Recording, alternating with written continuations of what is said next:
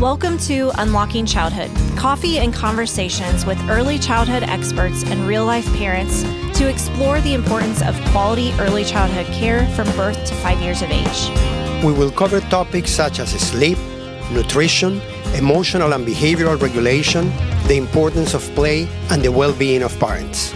We are your hosts, Kelsey Moeller, Human Development and Family Science Extension Specialist. And I'm Germán Posada, professor at the Department of Human Development and Family Science at Purdue University.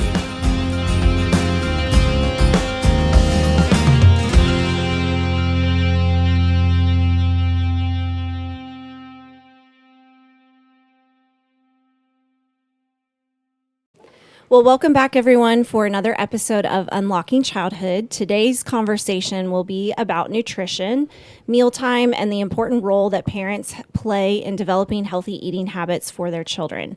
So today we have joined with us Dr. Kameron Moding with the Department of Human Development and Family Science at Purdue University. And we have two parents with us, Abby Morgan and Molly Childers. So let's go ahead and get started. Yeah, I would like for them to just, for all of us, to introduce ourselves. So Abby and Molly, would you tell us a little bit about yourself and the kids and the age of your kids, and Cameron, a little blurb about what you do in the department. My name's Abby Morgan. I'm a 4-H educator in Montgomery County, Indiana. My husband farms, so we live on the west central side of the state. We have a 2-year-old Noah and a 5-month-old Jude. I'm Molly Childers. I'm also a 4-H educator in White County, so live in Monticello, pretty rural area, and I have a 2-year-old. She just turned 2 a few weeks ago. And I'm Kameron Moding. I'm an associate professor in human development and family science. I'm also a parent, so my daughter Kendra just turned 2 in November. I think a thing that I'd like to add, so my training is also my graduate training, and my background is in psychology and human development. So I really focus on child development and parenting, and I have training in pediatric nutrition. So my primary focus is still child development and parenting, but I do have additional training in nutrition. But when people think about me and the type of research I do, they're like, oh, you're a nutrition person. And while that's true, I would say actually I'm a child development person. Yeah, cool. So Cameron, why is good nutrition important for child development when you think about that child development piece? Yeah, so nutrition is important for all sorts of aspects of child development. The main ones I want to talk about are physical growth. I think that's one thing that we often think about, so like height and weight. But it's also really important for brain development, especially in infancy and early childhood. And then nutrition is also related to long-term health risks, and I try and focus on the positive sides, but it is important to note that early childhood nutrition tracks throughout the life, and so what kids are eating in childhood tends to be associated with what they're eating when they're a little bit older kids, adolescents, and beyond. And diet is related to things like obesity and type 2 diabetes and heart disease. So Abby or Molly, either one of you can start. What's mealtime, if you think about that? What's that look like in your home right now? Any meal? Yeah, Okay. any meal. Okay. So I grew up in a household where you sit down and you eat meals together. And so that's what we do in our home. So I'll just use dinner for an example. We all sit down to eat together. And with Noah, our oldest, we did baby-led weaning. So he's been eating, we never did pureed foods. So one, we thought it was, it is cheaper. It was also easier. I learned along the way that I didn't realize how much eating was a learned behavior. And so we sit down and eat together a meal, and it's usually try our best to do as well-rounded as possible. So we sit down together, pray together, and then we eat. And we're trying to teach Noah, like, you ask when you're done to get up out of your seat. And so that's failing sometimes, but for the most part, going well. So this is Noah, the 5-year-old. No, 2-year-old. The 2-year-old, mm-hmm. Okay. And the 5-year-old? The 5-month-old. 5-month-old, okay. 5-month-old, yeah. So sometimes he's a participant on the side, like sitting in like a seat or something next to us. And then other times he's still kind of at the stage where he might be taking like a quick cat nap. So that's kind of where we're at with that. Mm-hmm. What about you, Molly? Yeah, similar to Abby. For dinner time, especially, we always sit down together. No TV or anything in the background. Yeah. That was a big adjustment having kids because we did sit in front of the TV and eat before having a kid. But we are teaching her that we all sit together and eat together, and teaching table manners as well, please and thank you, and not throwing our food down to the cats on the floor when we're done. And try and do well-rounded nutritional meals. And so far, we haven't found any pickiness or anything, so we're pretty fortunate that Misty eats everything that we eat for the most part. Yeah. Yeah. And we're similar to Molly. We don't do the TV and we don't do phones. None of those are on or at the table. They're usually in a separate room. Awesome. What do you want to add to that, Cameron? You can talk about what it looks like at your home too, if you want. Our home looks really similar. We try and eat all of our meals together. Again, also having a 2-year-old, trying to teach some manners. Kendra usually does pretty well at meal times. I think she likes to sit with me and my husband to eat. But I was just going to say that what you're doing sounds great. I mean, that's actually what they say in research that you should be doing. You should be eating together as a family, especially with very young kids. What comes up a lot is what we call modeling, which is kids watching their parents or siblings or peers eat, is a huge influence on their own eating behavior. And so one of the best ways to do that is through family meals, and it sounds like you're doing that already. It also sounds like it's going pretty well for you all. So that was the main thing I was going to say, that you're doing actually what research says you should be doing. Yeah, I was just wondering, as you were talking, Molly, you said, we try to eat nutritional meals.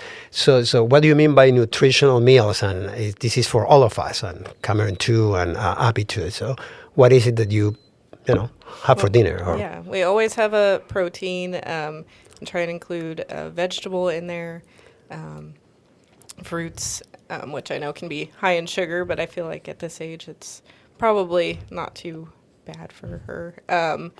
But yeah, just trying to have a variety of options. And like I said, she enjoys eating her vegetables, so trying to offer them as much as possible and just a variety of options. And just whatever we are eating, she gets. We don't really do anything special.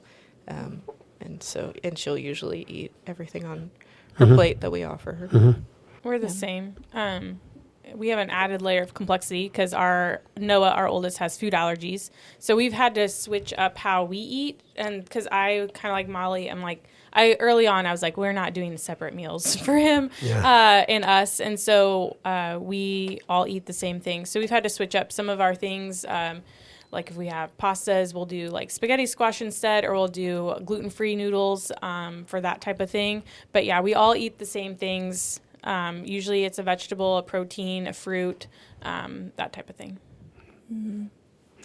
Are you able to share? So it sounds like there's a gluten allergy. Yeah, so Noah is allergic to peanuts, wheat, and eggs. Yeah, that's probably a big adjustment from your family in the beginning. Yeah. Yeah.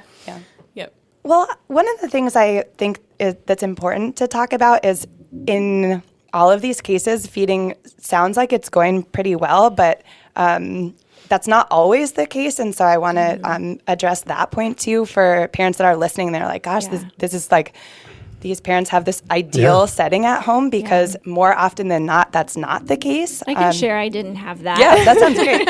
Yeah. It was a while ago, but my son did really well until he went to preschool, until other foods could be an option, and that's when I found it very challenging. So if you want to speak to that a little bit, I've heard that's a common thing for others too sometimes. So yeah, so what tends to happen in early childhood, and the exact age maybe isn't as important. Interestingly, it tends to happen around toddlerhood, so 18 to 24 months is when we say like picky eating, and in particular food neophobia emerges. And food neophobia is just a fancy term for hesitancy to try new foods in particular. New foods, it's what the child perceives to be new. And so sometimes it's a food they truly have never seen before. Sometimes it's a food that they think they've never seen before. So if you have a vegetable that's prepared in a different way, even though they already like that vegetable, if it looks different to them, they could perceive it to be new. And then the other thing is, if you think about, we call them mixed dishes, like a casserole, the child may be familiar with everything that's in the casserole and may love all the things that are in the casserole, but as soon as you mix it all together, it becomes a new food. And so developmentally, we see around 18 to 24 months is when kids start to have this food neophobia, where they tend to be wary of new foods, or again, foods they perceive to be new. And then it tends to get worse into, like, again, on average, into preschool. And there are a lot of factors. So in the, transitioning into preschool, there's a lot of new foods. It's a new environment. And so it makes a lot of sense that those picky tendencies might have come out around then. And then the other thing I wanted to add, in addition to this, food neophobia, picky eating, kids are also trying to exert their autonomy. So during toddlerhood, it's not a surprise that that's when they tend to become pickier. Sometimes it's not about the food at all. Like I was talking about, it could be that they're perceiving it to be new, but it also could just be they want to do it themselves. So my daughter Kendra right now is definitely in Kendra do it phase. And so sometimes she just wants to do it related to food, and it has nothing to do with what she's eating at all. It's more about the skill that she wants to practice. She doesn't want us to be involved. So it will come across as a food refusal, but she may not actually be refusing. It may be nothing about the food itself. Yeah.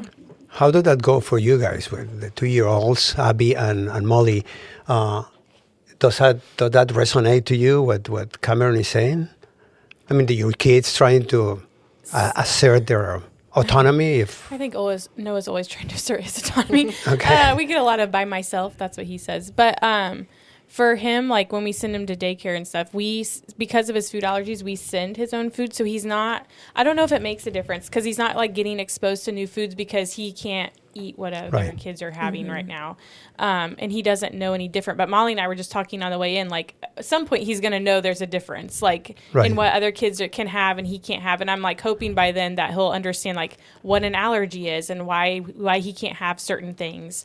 Noah has always, he is never, I don't know if it's because we did baby-led weaning, but he's never liked any kind of pureed food. So he like mashed potatoes. He does not like mashed potatoes, but he likes potatoes when they're cubed up, but he does not want them in a mashed form. So we have a little bit of that. It's the same food. It just looks different. But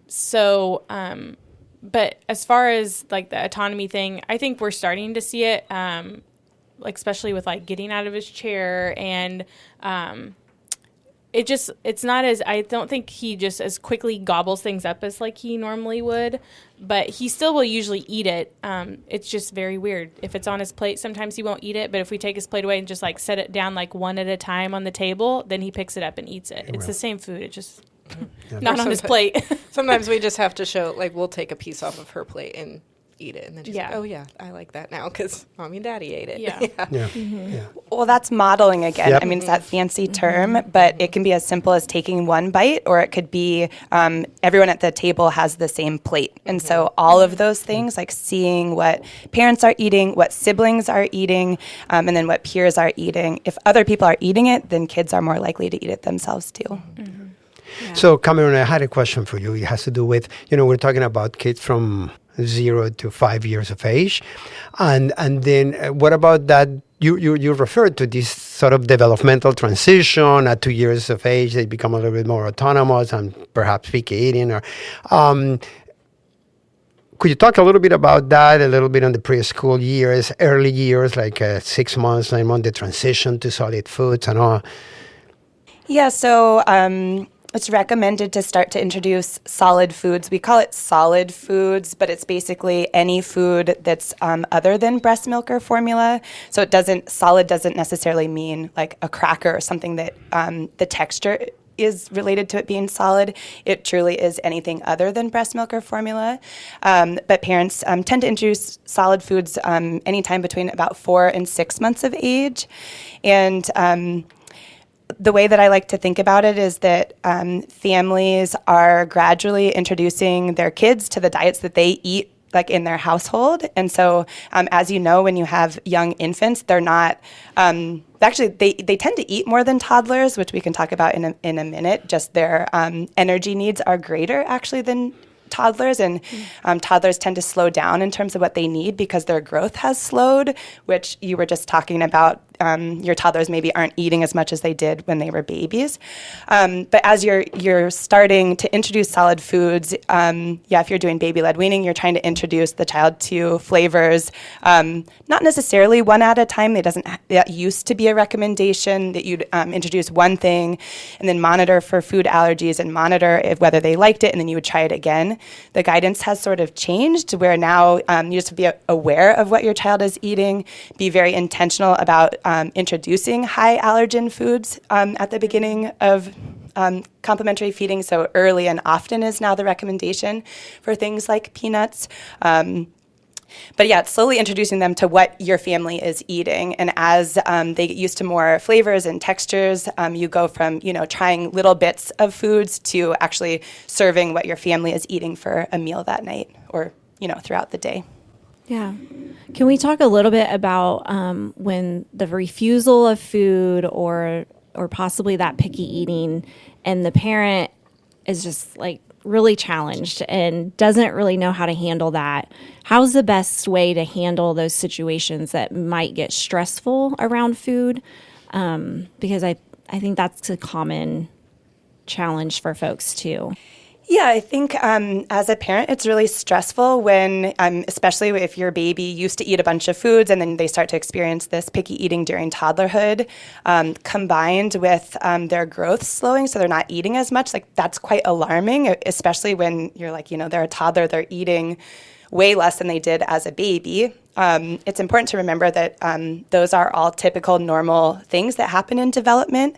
Refusals are also developmentally normal, and so I think it's good for parents to remember this is not something my child is doing to upset me. It's not something that they're doing. Sometimes, again, like I said, it's not even about the food itself, but just keeping it in parents' minds, like, this is normal.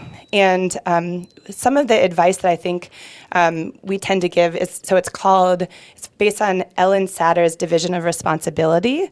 And it talks about what is the role of a parent at a meal and then what is the role of the child at a meal. So parents are responsible for what the child is eating. So they're picking what the foods are, where the child is eating. So at the table versus wherever else in the household. And then they also choose when the child is eating. So parents are responsible for what, where, and when the child eats. And then it's actually up to the child to decide whether they're going to eat at all, and then also how much they're going to eat. And so when the child is refusing, if the parents are playing their role for doing what, when, and where to eat, they're not supposed to be responsible for how much the child eats. Parents should trust their kids in terms of how much the child is eating, trust them to know how much they need. And so that's a good reminder when these refusals come. Especially when parents are stressed about what their kids are eating, a natural tendency is to try and pressure them to eat more, especially, they're hardly eating anything on their plate. Mm-hmm. But that crosses over into, that's actually what the child is supposed to be responsible for, okay. So how much? And so I think keep it in mind, like, what is my role? Trying to stay calm in the moment. It can be very frustrating after you've made this meal. I feel like the meals that I spend the longest time making are the ones that Kendra just does not eat any of at all, but reminding myself, this is normal. Mm-hmm. It only is an issue. So picky eating is normal. It's only a true medical issue when it starts to affect weight gain and growth. If they have an extremely limited number of foods that they're eating. Sometimes people will say there are less than 20 total foods that they'll eat, and then that list is shrinking. It's getting smaller because then there could potentially be nutrient concerns. So if there's anything that's affecting, it's extremely, extremely limited, or if it's affecting their weight, then talk to pediatricians. Mm-hmm. But beyond that, most everything else is typical. Okay. Well, that's kind of good to hear. Molly and Abby, I would like to hear from you, how eating with your children goes, what kinds of difficulties or easy meals or foods that they take. What is the situation? What is eating for you in your home with your kids? So far, we haven't run into the picky eating like I mentioned before, but there are times where, you know, you can tell she enjoys something. So back to the well-rounded food, it's not like that every night. Like last night we had frozen pizzas, and Right. you know, she's going to like that more. And occasionally we'll stop and get fast food, and of course that's going to be her preference. But yeah, and then just sometimes if she's bored, I feel like if it's taking her longer to eat or taking us longer to eat, it'll get thrown on the floor. Yeah, that's just kind of what that. And how do you go about that? For instance, when she throws food on the floor or she doesn't want to eat, what do you guys do? We follow up with, you know, okay, you're all done if you're throwing your food around. And sometimes that's upsetting. Sometimes she's like, yeah, I'm all done. So, yes, and I have been kind of preparing myself for what you were saying about, like, there will be less, she may be eating less as she gets older. I've seen that, and that's normal. So I've been kind of preparing for that. So it's good to hear that again, too, as a reminder that if she does start eating less, that it's perfectly normal as long as everything else is looking good. Mm-hmm. Our main thing right now with Noah is he is super high energy, so sitting down is really hard for him. So that's probably like our main battle right now is like he eats a bite and then he wants to get down. And then it's like he eats a bite and then he wants to get down. So it's taking forever because he's like running a victory lap around the house after each bite. So that's probably been like the main thing. So far, like I'm trying to like just in my mind, I think he likes still like kind of all the same things. I think he does have some things like with texture. He does not like spaghetti noodles at all, but he will eat them in like another form. Or so it's just kind of weird, like the texture thing too. But I think those are some of our main battles that we're facing right now is just like him learning to sit down. But we always like we noticed like in the evenings, this was like I don't remember how long ago, but he would like always want a snack after we had dinner. So now he knows like after dinner, like my husband and I will say like, okay, now you know the kitchen is closed, and he'll say kitchen closed, and he knows like he's not to ask for another snack. Like what this meal is the last thing we're having. So I mean he understands that part that the kitchen is closed, so it's the last chance to eat before you go to bed. Yeah. So We just got over that bedtime snack thing too. We were finding it was affecting her sleep. Like she would go down a lot more difficult, like crying and kicking if we had given her a snack before bed. So we were like, we have to shut this off. I mean, even if it was just an orange or something like that, we were finding those challenges. So I'm glad you mentioned that. too. What's the recommendations about snacks for any age? You could start with whatever age. So snacks are good. Kids should be eating snacks. In general, we want them to be nutrient-dense snacks. So like you were saying, oranges, like fruits and vegetables, as opposed to things like chips and candy. But yeah, when they're eating, especially right before a meal, it's obviously going to affect how much they're eating at the meal. That's something that's a struggle for us with both my husband and I work, and so we come home, we're trying to prepare dinner, but Kendra's like ready to eat, so she's really hungry. So if we give her a snack, then she's obviously not going to eat as much at dinner. But to us, it's not as big of a deal if that snack is like fruit. She doesn't snack on vegetables. If we put a vegetable in front of her at this time for a snack, she would be like, no. But as long as it's fruit, like we feel okay about that. But sometimes it's challenging when she comes home. She wants, other snacks, and we want her to eat, the healthy meal that we're preparing. So yeah, snacks are good, but you do have to be mindful of when it falls in relation to mealtime. Again, we tend to want it to be healthier foods when possible. And then the after dinner snack is important to talk about too, because like you were saying, it could affect sleep.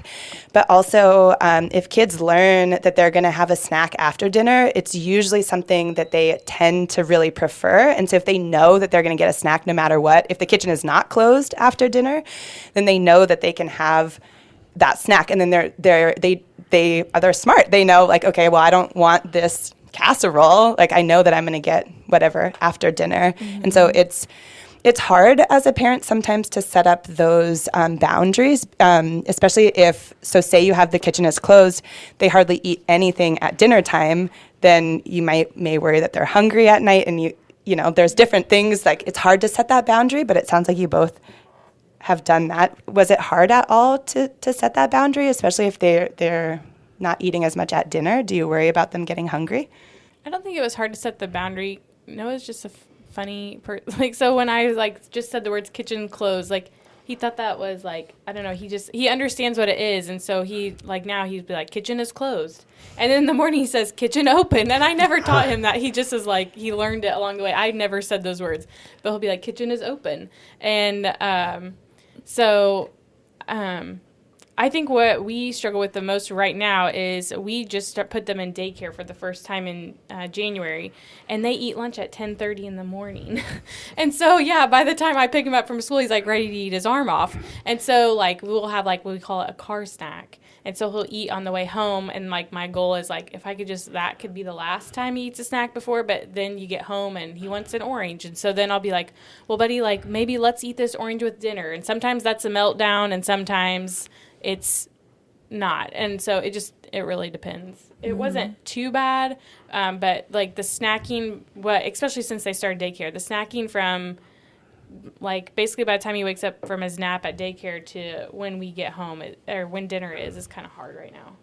Transition. So I didn't have a cute little word for cutting off snack after I know, I like dinner. that. Yeah. So it was a little bit difficult because she would ask for snacks after dinner for a few nights, and then she just realized, I'm not getting one. They're going to say no, so I'm going to stop asking.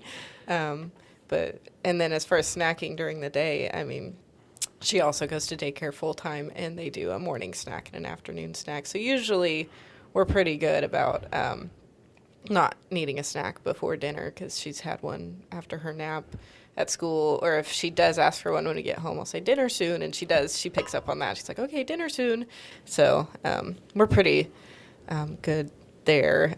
On the weekends, it's a little harder to know, like, to figure out that timing because it's so regimented on weekdays at school and daycare. Yeah. Touch on that, Cameron, about routine of meals or routine with food. Yeah, I mean, it's recommended to have routines related to meals. A lot of things in early childhood, it's recommended to have routines, and so meal time and even snack time shouldn't be an exception. It's predictable for them. They know. I mean, you're both referring to things about how it typically goes in your house, so it sounds like you have routines, and your stories are of your kids picking up on what that routine is, like kitchen closed, and so those things are very salient to kids. They tend to do better in general with routines, and so what that looks like for dinner is coming home, they may or may not have a snack. As they start to get older, they can help prepare parts of the meal, knowing tending, if you can, to eat in the same place. So having, like, if you have a kitchen table or a dining table that you all eat at, that could be part of the routine.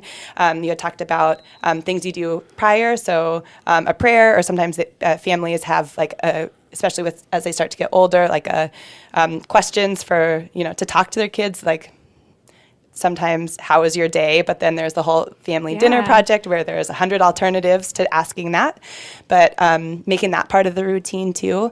Another part of the routine is how does the meal end? And so you're both talking about your kids wanting to get up at the end of the meal, and so being consistent about what the end of the meal looks like. Is it as soon as the child is done eating?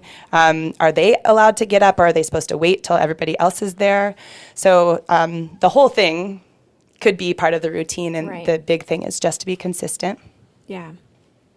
Yeah, I was just wondering, at the beginning of the conversation, we talked about modeling, which is a fancy way of saying kids copying what they see in parents. And when you were talking about snacking, I was wondering, it's important to give the child snacks, and you were talking about, Molly, you were talking about the weekend. And so have you noticed anything in your kids? They're 2 years old. I'm not talking about the 5-month-old, Abby, but copying what you do and what you eat. I was just wondering if you guys snack throughout the day, and whether the kids are just picking up on that or not, and they're just picking up on that too, and doing what you guys do. I mean, I never thought about the snacking aspect of it. But I mean, like this morning when I was getting ready to leave, was eating some grapes, and then automatically Noah's like, I want a grape. Yeah. So I mean, I can see how like snacking, like if my husband and I were to like get a snack, like Noah just sees us eating. He does the same thing with like, it's funny at dinner, like he'll have his water cup there, and if like my husband or I take a drink, well, then he has to stop eating and take a drink. And so I could definitely see how that like crosses over with snacking. Now I'm thinking about like, oh my gosh, do I snack too much in the afternoon? Is that why he always wants a snack? My husband's a big snacker, I suppose. But yeah, anytime that we have a snack, she definitely feels like she needs a snack. So we'll share whatever we're having or offer her an alternative if it's like popcorn or something that she really shouldn't be having, or choking hazards, stuff like that. But yeah, I don't know. I think I could see that too, Abby, that it could definitely influence their behaviors. But usually she's asking for a snack before either of us is eating or doing anything. So Yeah. I want to say for sure, though, that snacking is not necessarily a bad thing. Like, kids do need snacks. Like, if you think about the energy that they need throughout the day, they should be having snacks. And so the more important thing is, like, what are they eating at those snacks? There is research that parents look at snacks differently than meals, that when they're trying to offer, the healthiest foods, a balanced meal, they tend to do that at meals, and they don't tend to do it as much at snacks. So the recommendation is to think about the whole day and what they're eating throughout the whole day. They should be having snacks, but be as intentional about snacks as you do about the meals too. But I just wanted to say that snacks are not necessarily bad. We kind of went down this thing about no snacks, but snacks are totally fine, normal. They should be having snacks, but just be intentional about those like you are about meals. Yeah, and copying or modeling is not bad. Yeah. Actually, you do both. You model, you copy healthy behaviors and unhealthy behaviors. So by no means it's just like you should feel bad because you're snacking on carrots or on celery or whatever it is that or popcorn if you want to. Yeah. So, but they're copying both things. Kids copy and watch, observe much more than we think on a daily basis. Yeah. So, Cameron, do you want to just, as we wrap up, any key points that you really takeaways that you think parents really should learn from this episode? Well, I do like what we were just talking about, be as intentional about snacks as you are about meals. The other thing is about the picky eating and how it's developmentally normal for picky eating and food neophobia to emerge. Often, like when we do interviews with parents as part of my research lab, we hear, my baby used to love all of these fruits, they used to love these vegetables, and now they don't touch them at all. That is super, super common. You both are lucky with your toddlers now. It seems like things are going well, but if that starts to take a turn, again, reminding yourself that is totally normal. Except if it affects their weight or if they have an extremely limited list of foods. Those are the types of things you would check in with your pediatrician. And then I suppose, the last take-home is that division of responsibility we were talking about, and thinking about what are the roles of parents or caregivers at meals compared to children. And so parents, again, decide what, when, and where the meal should happen. And then it's really up to the kids to decide whether they're going to eat at all and then how much they're going to eat. Abby, do you have a tip for parents on something that's been successful for you that might help another parent out there? When we decided to do baby-led weaning, it took a lot of research on my part. We did it mainly at first because I had read everywhere that it's cheaper as opposed to buying all the pouches and the jars and all the things. And so that's why we took that approach. But we also found it super successful in Noah learning to like different foods. And we used the Solid Starts program and app because that was also super helpful in it shows if they're at this age, this is how you cut and serve that type of food. And they have different plans. But it was also really helpful now that we know that Noah has food allergies, which we kind of had already suspected before we even started baby-led weaning because he had severe eczema. And so that helped us introduce some of those allergens early. And so then by the time we were doing food challenges to learn about his allergies, like some of those things we had already like introduced through baby-led weaning. So I'm not saying it's like the end-all be-all, but it was super helpful for us, and that Solid Starts program was very helpful. Yeah, I'll second. Solid Starts is a great option for exactly what you were talking about. So it tells you for your child's specific age, and you want to offer a food like, I don't know, like a carrot. Yeah. It tells you how you're supposed to prepare it for your child at those specific ages. And the thing I wanted to add, so that's good to figure out how, like, what is not going to be a choking hazard. Like, do you have to mash it? Like, how do you present this to the child? I think the other thing that I would add on top of that is I felt like Solid Starts was a lot more realistic about what the child should be having at different ages compared to if you go on social media and seeing, like, the influencers and what they're feeding and in what form for kids of different ages. To me, it was very unrealistic for what my daughter was able to do at the same age. So I felt like it was a better resource for parents than just seeing what people do on social media. Yeah. Specifically related to baby-led weaning, I feel like that's a very common topic that is talked about. What about you, Molly? Any specific tip you would give other parents that's worked for you? I think we already discussed routine. I mean, other than I also use the Solid Starts and did the baby-led weaning and all of that, but just having those set routines has been super helpful, especially as she's becoming more independent. It's just she understands it when it's dinner time, when it's breakfast time, when she can, get a snack or not get a snack, stuff like that. So just having that routine and, like you said, the place in your house where you eat, when most of our meals and snacks are at the table, that's partially just choking hazard safety too in our house. She's never had an issue with that, but I know friends who have, and so I just want to make sure that we're following all the safety things as well. Yeah. Well, I think that we're coming to the end of this conversation. Thank you very much, Abby, Molly, Kameron. We hope you're walking away with fresh ideas and a deeper appreciation for the power of early experiences. Remember, childhood isn't just a phase, it is the foundation. We look forward to your feedback about this episode by completing a short 2 or 3 minute evaluation. You can find the link in the podcast notes. The first 50 respondents who complete the evaluation will receive a $20 gift card. We want to thank our sound engineer, Nick Bertling, and we are your hosts, Kelsey and Herman. Join us for our next episode. Until then, keep learning, keep growing, and keep unlocking what makes every child flourish.